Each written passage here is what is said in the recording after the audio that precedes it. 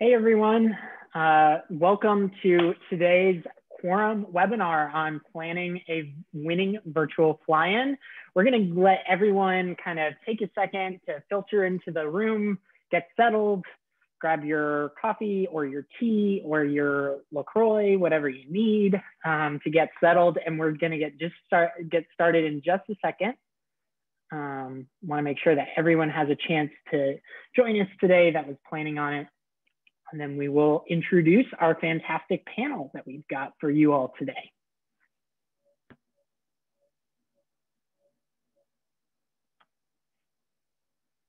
Alrighty, so it looks like our numbers of people filtering into the room is starting to settle out. So I'm gonna go ahead and introduce our speakers for the day, and we can jump on in because we have a lot to talk about. And I want to make sure that we save plenty of time for questions from the audience, because that is always one of my favorite things, to hear what's on people's mind and how we can really help people talk through their kind of virtual advocacy thoughts and ideas that they have coming.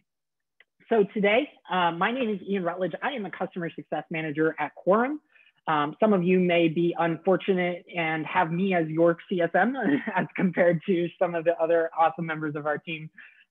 Just kidding. But I am very thrilled today to be joined by Justin Hurdle and Kelsey McKim. So Justin is from the Friends Committee on National Legislation, FCNL, as it's sometimes referred to. They are a national nonpartisan Quaker organization that lobbies Congress and the administration to advance peace, justice, and environmental stewardship. Justin is a member of the strategic advocacy team, working closely with FCNL's communications and data teams. He's focused on moving friends who are already engaged in digital advocacy become active offline advocates, lobbying their leaders on FCNL's legislative priorities. Still trying to get that acronym down on my kind of lingo there. So welcome to Justin. And we're also joined by Kelsey McKim of the YMCA of the USA. Located in 10,000 neighborhoods across the country, the YMCA is the leading nonprofit committed to strengthening community by connecting communities, connecting all people to their potential, purpose, and each other. They work in local communities, focusing on empowering young people, improving health and well-being, and inspiring action in and across their communities. Kelsey is a member of the communications and advocacy team at YMCA of the USA, and her focus is on equipping YMCA advocates with the tools they need to engage policymakers, no matter their advocacy experience level, and further developing YMCA's pool of advocates. So welcome to you both. We are thrilled to have you here, and I can think of no two better individuals to talk to about our topic of the day, which is those kind of virtual advocacy experiences, how you turn those kind of what are traditionally in-person advocacy pushes into the digital realm. So I want to start with Justin, and we're going to talk a little bit because both the YMCA and FCNL have a bit of had a bit of a different approach and kind of achieved different things. And we want to make sure we talk about both kind of ways that you have engaged in digital engagement. So Justin, to set the scene, can you give us a high level kind of comparison or idea of what your fly-ins looked like before COVID and what your fly-in looked like in November 2020? Yeah, definitely. Thanks, Ian, and thanks to the Quorum team. They were very integral in helping us work through some of the challenges, as well as we became a client in March of last year, getting up and running just at the perfect time when digital and virtual was even more important than ever. So it's been a really, really fun year to see how we can transfer our in-person fly-in events into a successful virtual fly-in event. I'm really excited to be here and share that with you all. So the first thing to know is FCNL's fly-in day or fly-in event is every November, and we pair it with our governance as well. So we get a lot of our committee members, our really active major donors, very engaged folks. But we also get advocates to fly in, and then they participate as well. And we usually get around 300, 400 people, a good sized group. But the major difference by moving it virtual, and I'm sure a lot of others on the call have seen this, is it opens up a world of opportunity to others to be able to participate in what, lobbying. We call it lobbying. We think it's important to call it lobbying because we want to take back what lobbying is. And through doing this, we saw a huge growth in the number of people who participated for the very first time because they didn't have to fly to DC. And I think a lot of organizations are working through that as well. So the number one thing is really, we had to figure out how to cram, 10-hour days into 4 to 5 hour days over Zoom. And that's a massive challenge. Everyone that's on this call probably has experienced Zoom fatigue in one way or another. And we are also talking about people who are, a little older, tend to be tech challenged. So there was a lot that went into the prep to make sure folks were prepared and ready to go for the fly-in event and everything that went with it. So I'd say that's probably the biggest things that changed from in-person to a virtual standard.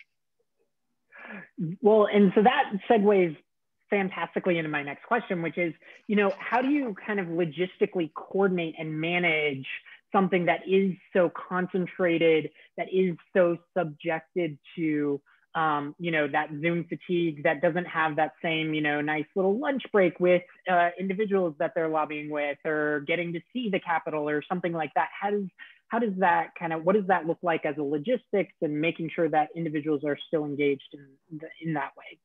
Yeah, no, that was one of our biggest challenges, because a lot of our folks have been coming to annual meeting, is what we call it, in the Quaker Public Policy Institute for years. And it's really a homecoming where people get to connect with others that, maybe they email or they do phone calls or they see someone on a virtual event. But, other than that, they don't see them until that time. So we didn't want to lose that, because that's so important to lobbying and the group dynamic when you're actually in a congressional office or joining a congressional office over Zoom. So, you don't have that coffee moment. You don't have that in-between workshops where you can talk in the hall. So we certainly tried to create those spaces over Zoom to make it a little easier and make that a welcome space for folks to connect.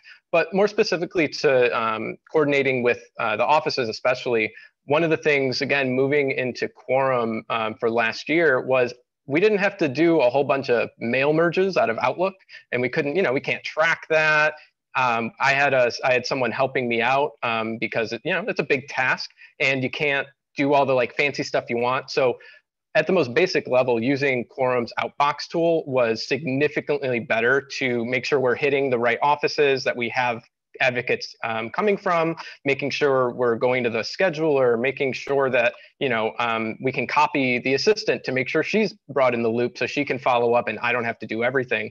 It just made that really first step in coordinating these visits that much easier, to also make sure that we could follow up with the right office, with the right staffer, and having the easy access to the specific policy staffers on the issue we focused on was also helpful, in the sense of okay, do I have to go to this staffer? Do I have to go to that staffer? They're just going to pass me around. Instead, we could just say, okay, who's working on criminal justice issues, law enforcement issues, civil rights issues, and let's go to them. So the Outbox tool was super helpful in that sense. And then the other piece that I'd say that was helpful in coordinating is, because FCNL has on-staff lobbyists as well as really active grassroots advocates doing work in their own districts and states, if there were offices not getting back to us for whatever reason, they're busy, there was an election going on, what have you, I could look in a member's profile and say, oh, look, Jose met with this office 2 weeks ago. I'm going to go to Jose and say, hey, the office isn't answering us, but we have 20 people from California who want to talk about this issue. Can you connect me with the right staffer? So all in one place, having the ability to do all that really improved our responsiveness from offices, as well as making it more effective and efficient. Yeah, that's awesome. And I think that that's really kind of a critical piece of it, which is just having access to all that data in one kind of easy, accessible way is one of the biggest lifts, right? I remember when I was working as working in the nonprofit space, having all those spreadsheets and things like that. So being able to kind of search through that information and regularly access it is great. So from the other side of it, like, you know, we've talked about how kind of you were approaching this, but how do you prepare, how do you ensure that your advocates are prepared on their side of it? How do you give them the tools? Because you can't do the same type of, you know, the breakfast trainings in the morning at the hotel in DC or those types of things. What are you doing on that side of things to ensure that the advocates are prepared for those meetings as well? No, exactly. And again, that was one of the challenges that we certainly did not start trying to figure that out a couple weeks out. We were working on that months out because we wanted to provide kind of a runway for folks so that when you were registered and you were getting the updates, you know, hey, here's the keynote speaker. Did you check out the new and updated schedule? We wanted to also be able to say, hey, we recorded a 5 or 10 minute video specifically about the ask or a Q&A with the lobbyist who leads on this issue, just to give folks as many opportunities to be prepared ahead of time so that when we got into the conference itself, we had office hours to ask questions and we had tech office hours with our IT staff to help troubleshoot. But we wanted to, you know, take the burden off of those times, which, like I said earlier, we had to cram so much in that there wasn't as much time as we had wanted. So front loading that before the conference in as many ways as possible was really helpful in that sense, as well as, you know, that's a really good way to engage folks, keep them interested, keep them coming back and really, you know, have momentum going into the event. And then the other thing I would say to that is we did a lot of work to make sure that in the in-person sessions, when people would arrive, they get their folder with all their info and their lobby schedule. You're from California, so here is, you know, the time, who you're meeting with, the office in the Senate office building, in the House office building, on a nice printed piece of paper. You just take it, you're good to go. That doesn't work in a virtual environment. We also had to supply a Zoom link or a WebEx link or what have you.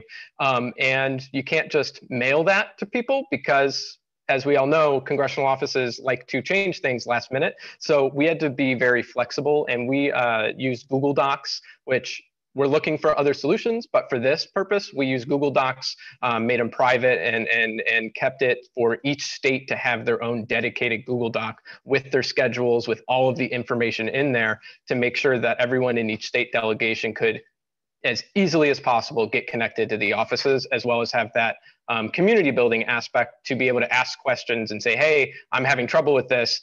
And that also took the burden off of me and our staff, where other folks in our network who were more tech savvy could jump in and help to alleviate some of those issues.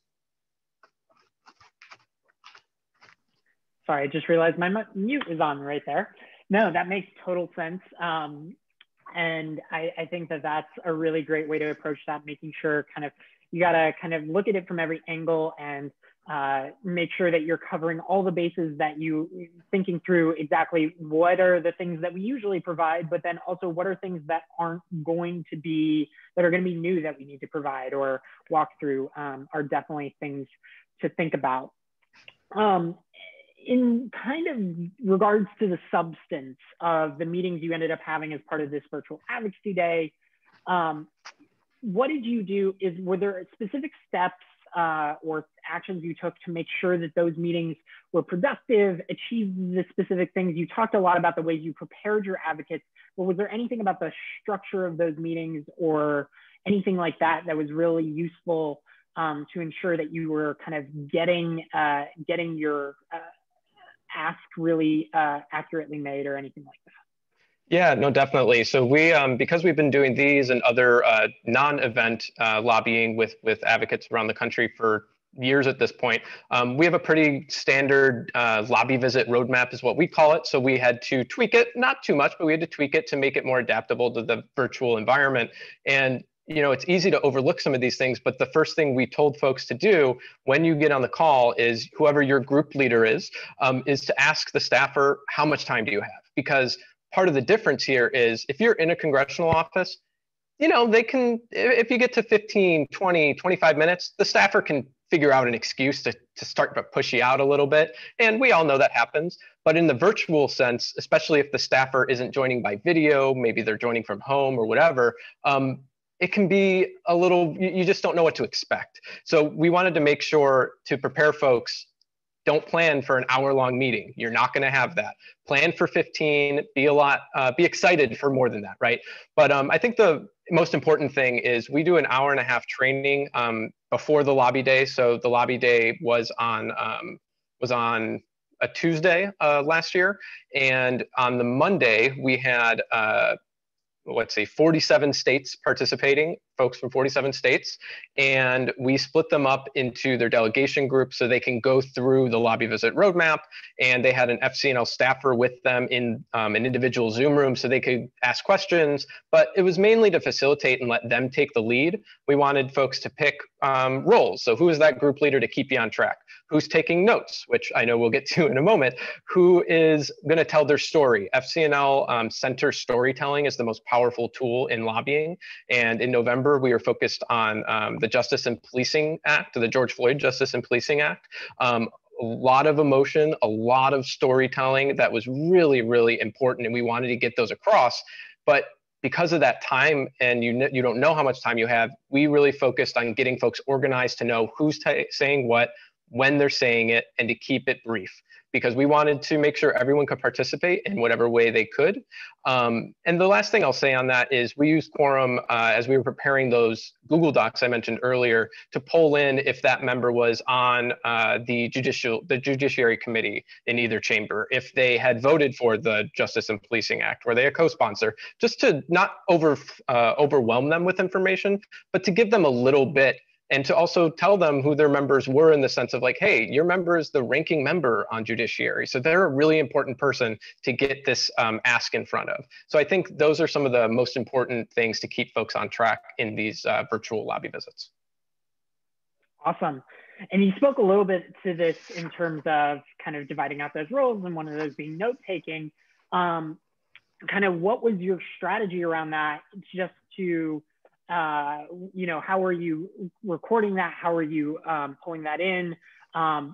Just as part of it, because I know that one of the things that's really essential is very few teams have staff in every kind of, meeting and things like that. So you need to know what was said, what was accomplished, that sort of thing. So how did that kind of factor into the strategy as well? Yeah, so in those lobby trainings that I mentioned, one of the things that the staff members do is they're like getting them ready and kind of starting to walk them through, is to emphasize that in our experience, and of course it could vary for others, but in our experience in a lot of these meetings, constituents often get, I'm going to use intel to be fancy, they get intel from staffers that they may not tell our on-staff lobbyists. And we say that's so important because that can then come back to FCNL's lobbyists who are working on the issue, and they can then use that in their strategy, in their coalitions to try and drive this change. So that's one thing, we work that into our training, because your lobby visit is only as effective based on the information you have, and how we can then use that on two fronts to affect change. The other thing is we used Quorum's interaction logger for this. We have an integration with, we use ActionKit as our main messaging tool, and we have it integrated on our website so that folks can fill that report back out really easily. And honestly, we had previously done this in person with sheets of paper. And as the person who's in charge of our lobby data, it was always the worst time of year, because our interns and young fellows would then be given a stack of these papers with handwriting that is often difficult to read. So to just honestly move to an all online platform really changed the game in terms of getting information quickly, accurately, as well as getting that to the right staff member on our team so that they can then work that into their follow-up. So we have specific questions that folks are suggested to ask. So for example, the Justice and Policing Act has many different components. And if someone said, no, I don't really support this, we encourage advocates to ask, okay, well, of these, 4 provisions, which one which one do you support or could you support? And getting them to even just give us that information means that there's an opening for further conversation and engagement from our team and advocates. So getting all that information into Quorum was really, really helpful for our team, who is still doing follow-up, honestly, even a few months on.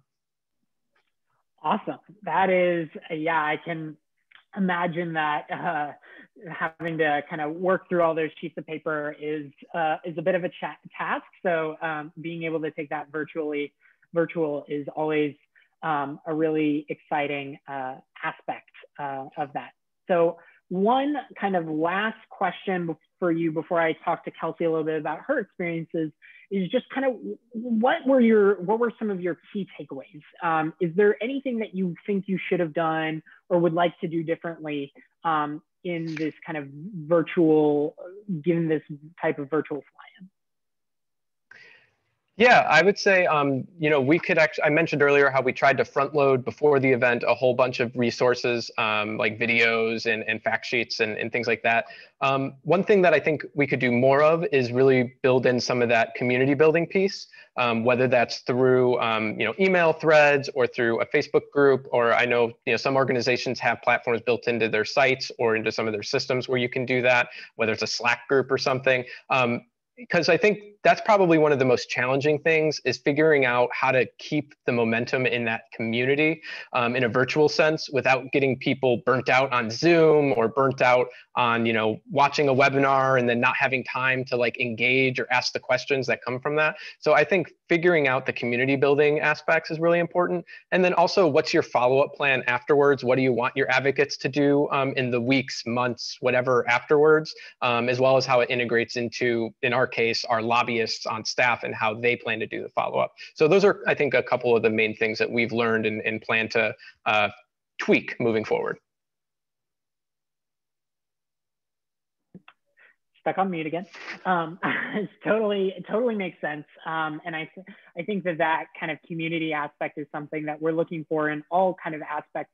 And that makes sense to add back into the virtual advocacy aspect as well, because when you have those in-person advocacy days, that is something that's there, right? You're building those connections, you then develop those relationships and are willing to kind of connect with those other advocates on an ongoing basis. All right, so let's talk to Kelsey a little bit about her experience now that we've talked to Justin. And again, Justin, thank you so much for all of that information. Kelsey, you and I am pretty familiar with yours as I have the fortunate chance to work with you in the YMCA team. Full disclosure, I am a little biased. I was a program director with the YMCA in a former life. So I do love the work that they do over at the Y. But Kelsey, you all have engaged with you've held a number of different virtual events. There hasn't been a full virtual fly-in at this point, but you did last year. I remember coming to your fly-in, and one of the things that you all did was had a kind of dipped your toe in the water, so to speak, of this virtual aspect, right? And you actually ended up doubling kind of the participant impact because you were able to get individuals to send those kind of virtual letters at the same time as having a in-person fly-in. You've now kind of transitioned into this space of more virtual events, weeks of action and things like that. Can you talk a little bit about just what do those fly-ins look like on the whole? And then how has your advocacy event engagement kind of changed since COVID? Yeah, and Ian, we are always happy to work with you. So yeah, we have our annual advocacy days every year in March. So we were very lucky in 2020 because we had our advocacy days the first week of March, and then less than a week later, Congress was no longer taking in-person meetings, and I was working remotely. So we got in just under the wire, and we had about 300 participants in our in-person advocacy days, including about 50 youth who went to Hill meetings and shared their stories about being at the Y. And in addition to that, for about a week before our Hill Day, we opened up a write a letter campaign online so that we could collect responses, and we used the approve feature. So while we had it open for a week, we kept all of those responses, and then we would release them all on our Hill Day. So the idea was that offices would be hearing from Y advocates in person, as well as getting emails about the same issues that those advocates were talking about. And like Ian said, so we had about 300 people in person and about 250 online responses. So essentially we doubled our impact that way. So yeah, so virtual was a part of our strategy before COVID. Now it is all virtual all the time. We've done a variety of things. We've partnered with our nonprofit coalition partners to do a Relief for Charities Week of Action, which I'll talk a little bit about later. But we've been working with our advocates quite a bit, pushing out a lot of action alerts, a lot of campaigns, primarily focused on COVID relief. Well, that is all awesome. I know that this has been a really important priority for you all. And you kind of spoke to this a little bit kind of as the transition in terms of, you know, focusing on that need for COVID relief, but how do virtual events fit into your wider advocacy strategy? So what I guess I'm really asking is, you know, what is, you see kind of, how do they fit in the advocacy strategy now? What's the long tail on this? Where's y'all thinking at the moment? Yeah, so while COVID makes everything virtual, like virtual was an important element to us beforehand because, you know, when you've got 27, we're the resource office for 2,700 YMCAs, and we've got about 300 spots that we can fill for our National Advocacy Days. So there's a big gap there. So virtual allows us to have way more people participate, including especially people who might not think of themselves as like in an advocacy role, but can still participate and share their voice. So that is really important to us. And it also can bring in younger people, people who are maybe more junior, volunteers, people who come to the Y for services. Like we can really broaden it out by removing that travel time, money kind of barrier of what it is to travel into a National Advocacy Day. And now with the COVID crisis, right at the beginning, like our advocates got it. They understood that we needed like relief to come to WISE because WISE were seeing more people in need of food, people in need of emergency childcare, in need of housing, and we needed that relief to be there when we were facing this increased need. So our advocates, you know, we were sharing it through our internal networks with staff. You know, you sign up for the advocacy, for the Action Center, sign up for action alerts. We will let you know how you can plug in. And people were ready to go. Like we were breaking records on our first main action push back in March. And then we were concerned about running into fatigue because we knew we were asking a lot of our advocates. So we tried to really mix it up by asking for different types of actions and by like doing things like our week of action. Yeah, I think that kind of combined aspect that you all went for in terms of different ways to engage was really critical, just having witnessed it myself.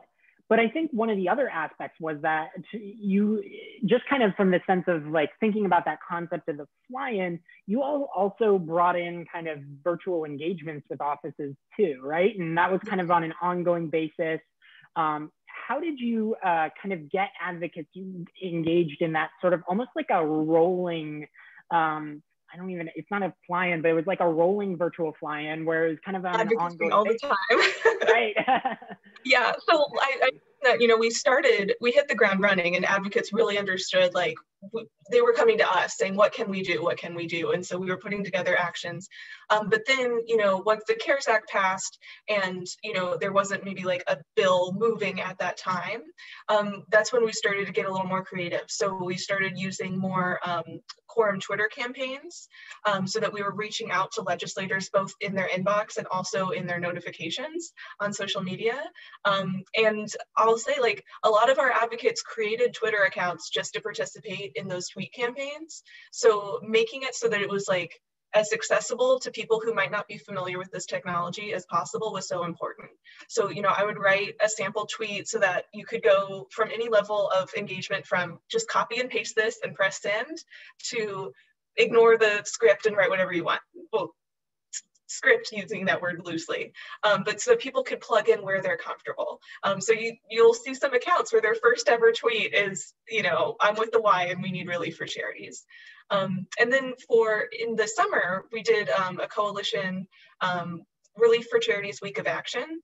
So what we did was, the week before, we prepped our advocates by sending them an email, and we're like, you're going to be hearing from us a lot next week, but this is why we're doing a coalition. It's us and, you know, Heart and all these folks are all going to be reaching out to the Hill at the same time to let them know that nonprofits what we need, and we need it now.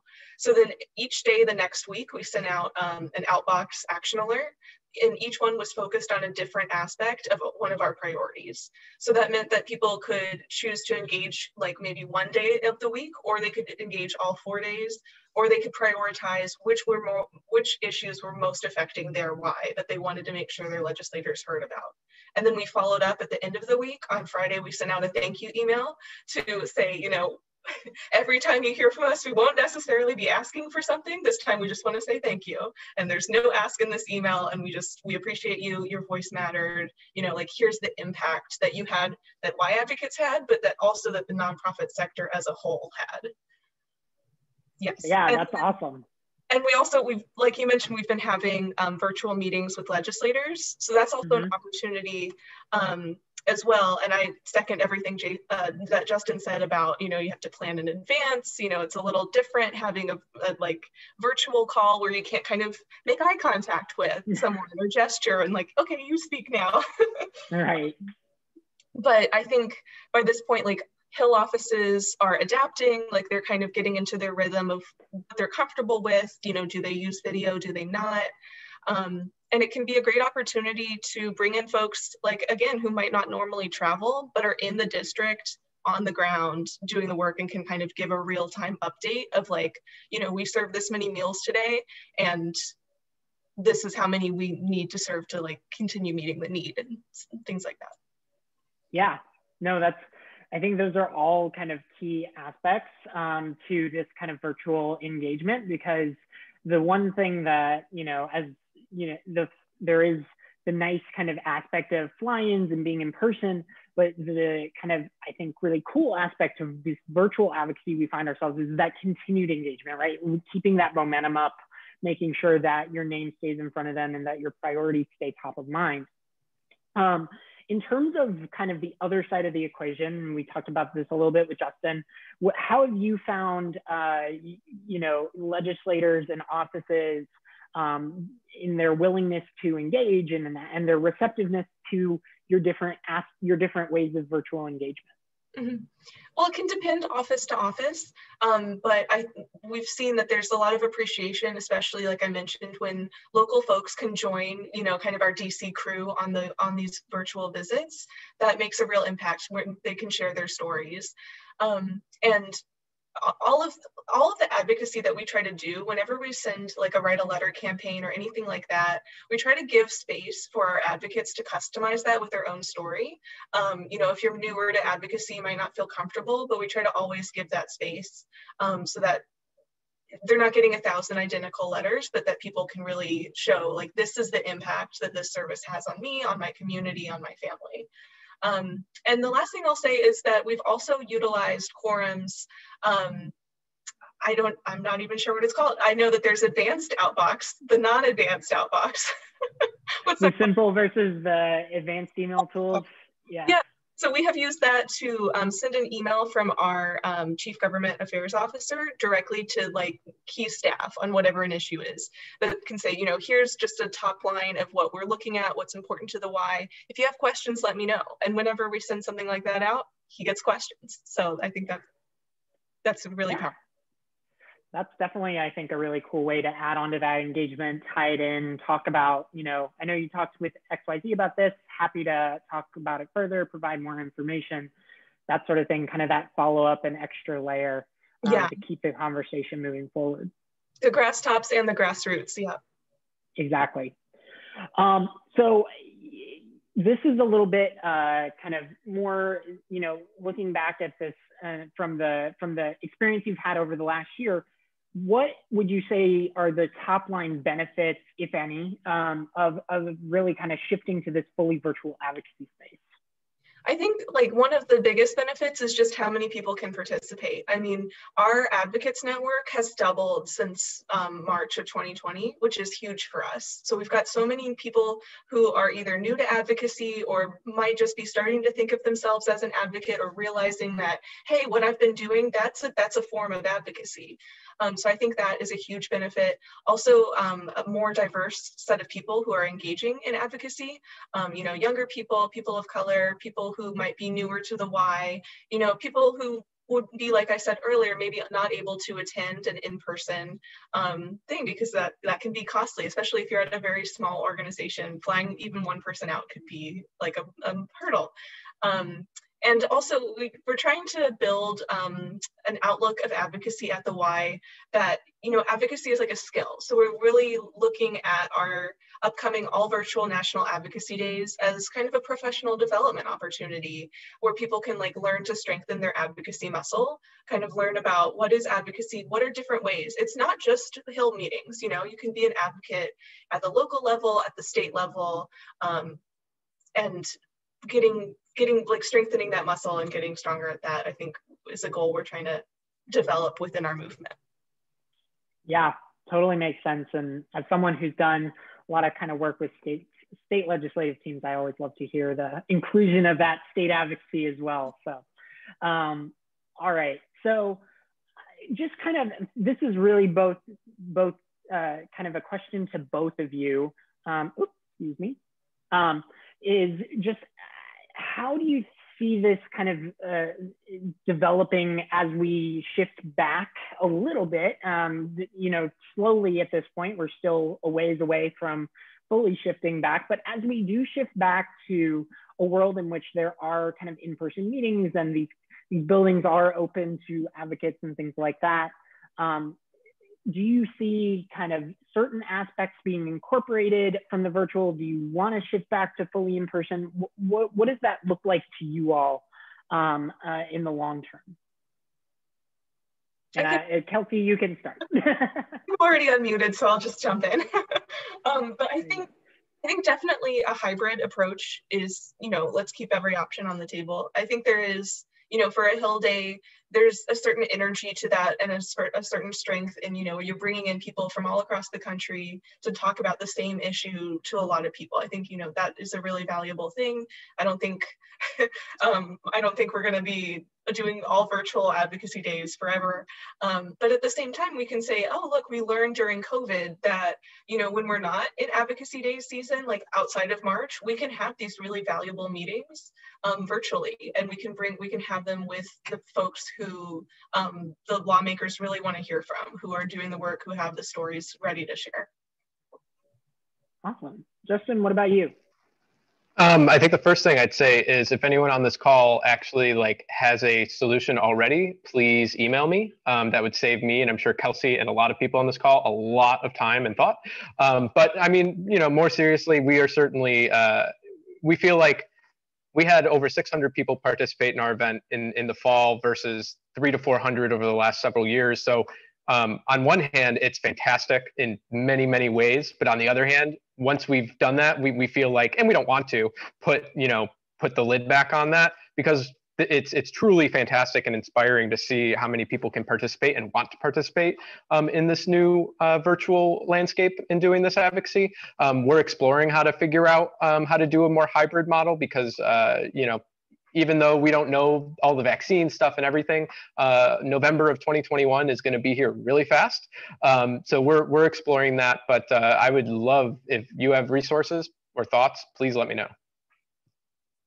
Awesome. And I think that's a great way to approach it, just from the fact that this is something we're all still trying to figure out, right? What are the best ways forward? What are the best practices? And we're always trying to kind of engage with and try out new ideas. That was one of the things that the Y did with their kind of virtual and virtual letters at the same time as their Hill Day. kind of trying out those different systems and seeing what really kind of creates that additional impact and gives your advocacy efforts some additional leverage. So I do want to say that we are going to shift now to the Q&A section of our time together today. If you do have a question, if any of our participants have questions, and there have actually been quite a few that have already started rolling in.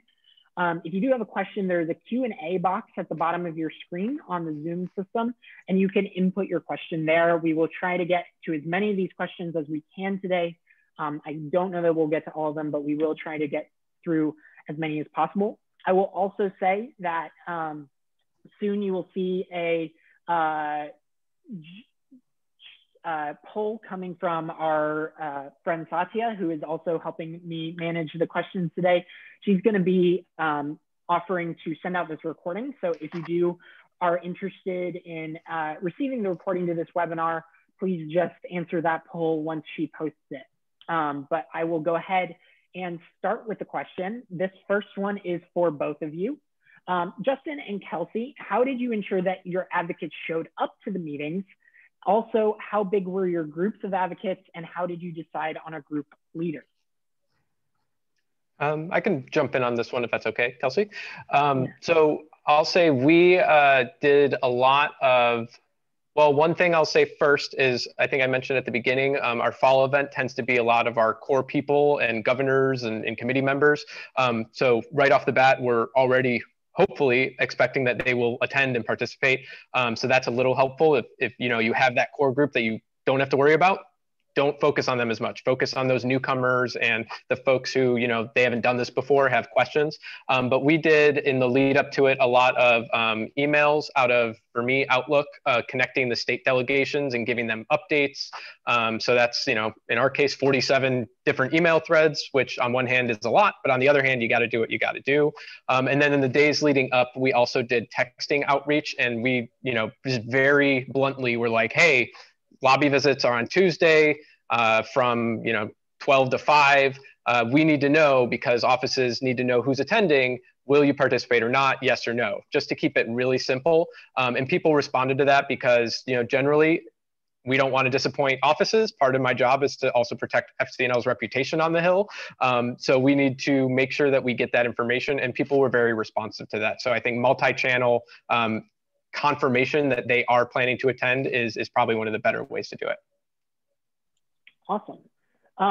Kelsey, what were your thoughts on that? I'd say that, so for our meetings, we're doing it a little bit differently when we're doing one massive Hill day, but for our meetings throughout the year, one of our DC team took point on organizing and setting up the meeting, and then they would work with, at the state level, we have state YMCA alliances who also do advocacy. So it would be kind of a combination of a DC person, a state level person, and like a few local Y people. And I'd say that another finding or lesson learned is that we've been trying to have a little bit of a smaller group for these calls than we would maybe for an in-person meeting, especially since with the lack of kind of social cues that you have on Zoom, it can be a little more unmanageable. Or a little just harder to manage. So I think we've been trying to have a little bit of a limited group, just so you don't have 20 people who all are trying to jump in at the same time. Did I answer the question? Was there another part to that? I think that answers the question pretty well. The next question that I have in my queue here, do you suggest working to schedule these meetings with members, or do you target staff specifically? Kelsey, you can start us off with that one.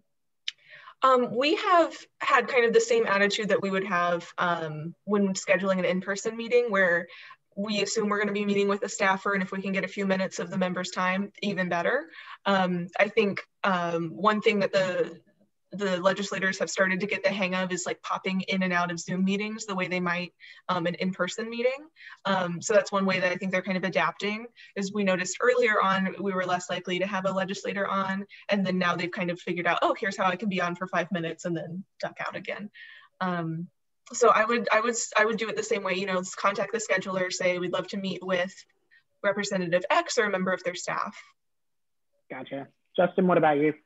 Yeah, I completely agree. I think the thing to just keep in mind is we went to the schedulers first because everyone wants a member level visit if possible, of course. But Right. then, in whatever method of tracking you do, just, in your follow-up so you don't get a response from the scheduler, at a certain point, you have to decide for yourself, when do I just, cut my losses and then find and go to the policy person, which for, depending on your timeline will be different for everybody. Gotcha. So one question, I think Justin answered a version of this through the Q&A, but we got another version of this question, which is asking about the size of your staff that you represent and the team you're working with. So if you can speak to a little bit of that and maybe even go into kind of, how many people you have covering different aspects of planning these events.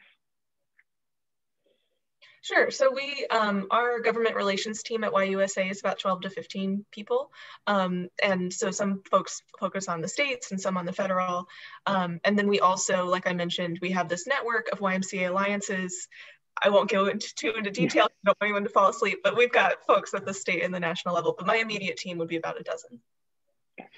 Yeah, it's around 10 to 15 across our few different departments of comms, our events management, who really drives a lot of the non-advocacy focused stuff, organizing speakers and the panels and hiring a production company or not. But a lot of emphasis on comms, especially in a virtual world where you have to have more fact sheets, more videos embedded on your website, more of that prep ahead of the event. So a lot of emphasis on comms, which of course, plenty of work for comms in an in-person environment, but certainly more so in the virtual one. Gotcha. Makes sense. One of the questions that came in response to some of the stuff that Justin talked about regarding the actual virtual fly-in, like a concentrated day, I think Justin mentioned coffee moments and breaks in between workshops. How was this achieved virtually? Yeah, so we wanted to, again, very focused on community building. And I think one thing that I don't think either of us have mentioned yet, but is super important for virtual fly-ins is time zone differences. It's something that I didn't remember at first, being on the East Coast, but I can't schedule a meeting for 9 a.m. Eastern time for the California delegation. That's just really mean. And I bring that up because what that also does is in person, you can start your event at 10 a.m. because people are in DC, they're here, they're at the hotel, whatever. So what we did is even before noon, so we knew that it would be early for West Coasters, but around 11 or so each day, we just had several Zoom meetings set up for coffees, and then we broke people out into breakout rooms. And we asked them hey, do you want to chat about the policy topic? Do you want to just drink your coffee and just sit there and Quakers are all about presence and being together in community. So you have a different opportunity to kind of mix up. You can do more fun things. You can do icebreakers, but finding those opportunities to do that in the morning was helpful. And we also asked folks to, on our staff, we have some people who play music. So in between speakers, we had them come on and they would play a song, or we had folks from around the country. We tried to emulate a little bit of what the DNC did last year, where they had folks from around the country, do clapping videos and stuff like that. So just finding those moments helps to give people a break, but also breaks up the Zoom fatigue. I'll add that as we're planning our March advocacy days, one idea is, so one of our 3 pillars is healthy living. So we're looking at an optional kind of breakfast around 11 for the same reason, so that we aren't torturing anyone. And maybe sharing out a healthy breakfast recipe beforehand. So then we could say, did you try the recipe? What are you having for breakfast? Just something to make it feel like we're a little bit in the same space. Awesome. Very cool. Next question, we're considering using a brief explainer video for our attendees to use to do stage setting for issues, then switching to live discussion. Any experience or advice mixing pre-recorded and live aspects? And I don't know if either of you want to take the lead on that one. Yeah, I can jump in. That's a little outside of what I usually do, but I can speak to what our team did briefly. Yeah. We, in 2 different ways we did this. we had opportunities, we had chats, we were live streaming many of the things in various platforms, Zoom and YouTube and whatever. But we also identified folks in our network to pre-record certain questions for some of the speakers so that it wasn't just a free-for-all, partly to make it a little bit more focused, but also, again, to get at that community piece of like in an in-person environment, you could walk up to the microphone and ask your question. We still wanted to try and do that in a way. So those were pre-recorded and then, played during a Q&A session. And we also had Senator Gillibrand and former Secretary Castro. We gave them awards during our event and they pre-recorded their speeches and we played those. And then I think for one of them, we had like a Q&A afterwards. But yes, so I'm happy to connect with someone if it's helpful, but it's definitely doable. Cool. Kelsey, anything to add there? It's okay if not. We're planning ours still, but we're thinking that we'll do some pre-conference homework so that to just familiarize folks with what it's like advocating in an all virtual environment and what our legislative priorities are going to be, just so that we don't have to cram quite as much into the actual day. And we're planning to do like a live version and then record that and make that recording available if folks aren't able to join us live before the conference. Got it. Thanks, team. So next, this is a bit of a quorum specific question. And either of you can jump in on this. I can also throw my CSM hat on if need be. But does anyone have any best practice recommendations for tracking responses to your outbox outreach in quorum in planning for these types of events? Just kind of enable, whether it's using sheets or something like that, to really kind of help track this information and plan for how kind of what is set up and what you're going to be doing in any way within the quorum system. I don't know if either of you have an answer to that, or do you want me to jump in? Yeah, I'll just say that wasn't something I explored, but plan to explore in the future. So I'm also listening if you have answers, Ian. I'm curious about your answer, Ian, but I know that there is a quorum schedule of meeting campaign, so I would maybe start there rather than outbox. Yeah, so that's a great point, Kelsey, which is you can have advocates work on scheduling their own meeting by using the scheduled meeting campaign to track their actions and see when they've reached out to schedulers.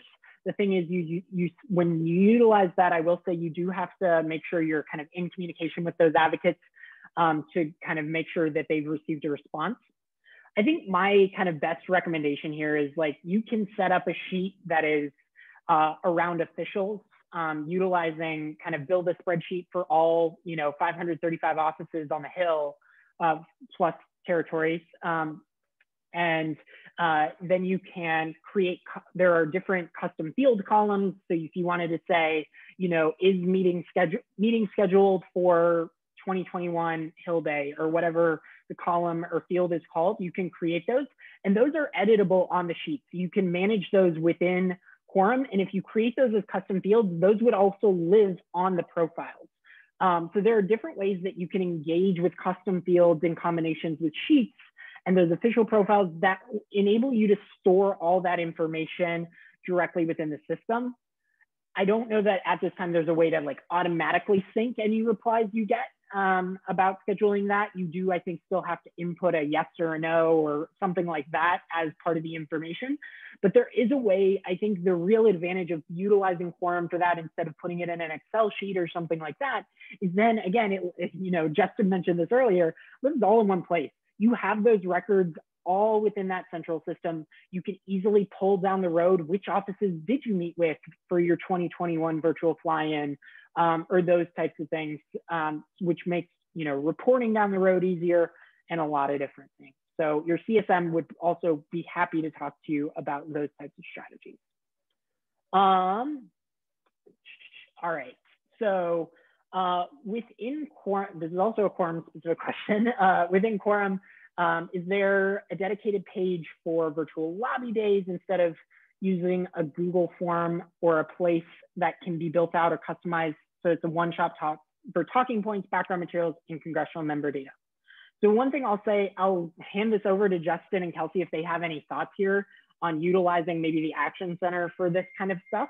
But I will kind of just from my understanding and experience would say that within Quorum, you have the ability like on your Action Center, and things within the Action Center are also embeddable on other websites.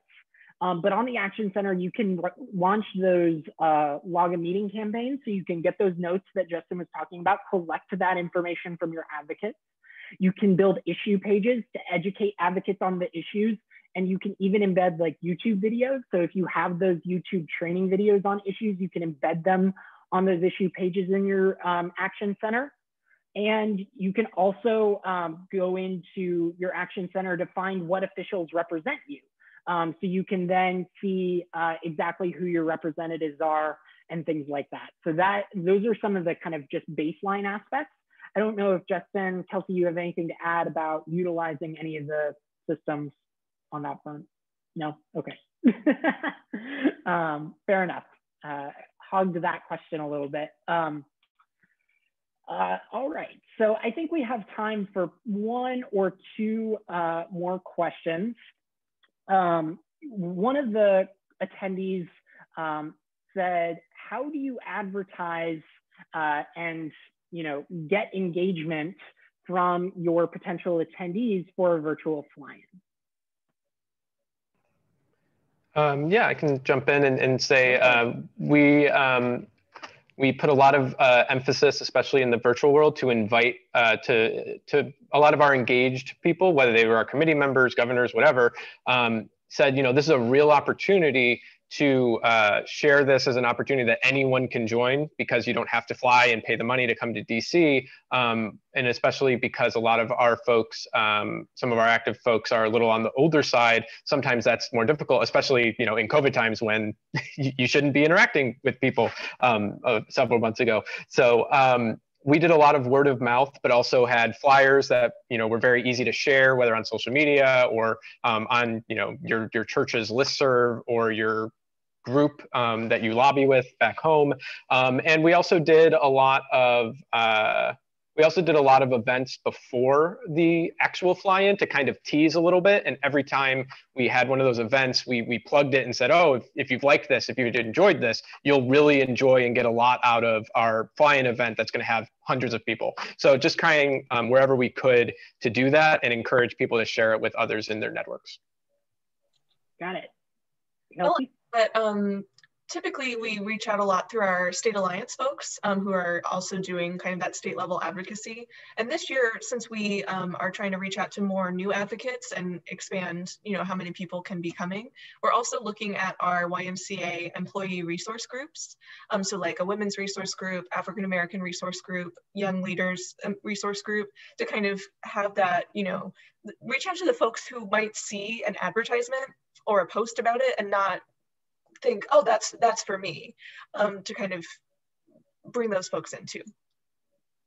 Yeah, no, that makes total sense. And I know that, this environment poses all kinds of challenges, but I think that there is, as you both were saying, like the ability to engage kind of newer folks, engage more folks, because there aren't, those same capacity limits in the same way, are really critical to kind of thinking about these virtual advocacy engagements. All right, so I think we're about at time. So with that, I want to say a big thank you to both Kelsey and Justin. They have been fantastic guests for our webinar today.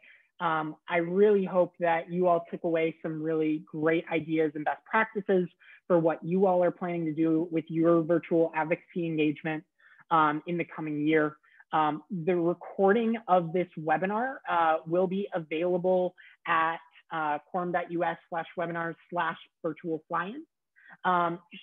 Satya is also putting the email address of Kelsey and Justin in the chat if you wanted to reach out to them and ask about the kind of best practices they discussed today. They were very generous in offering that to us right before we hopped on the call. So we say thank you to them. And I want to thank all of you all for being here today. This has been a great discussion, and I hope you all are doing well and staying safe. Thank you so much. Have a good rest of your day. Thanks, everybody. Thanks.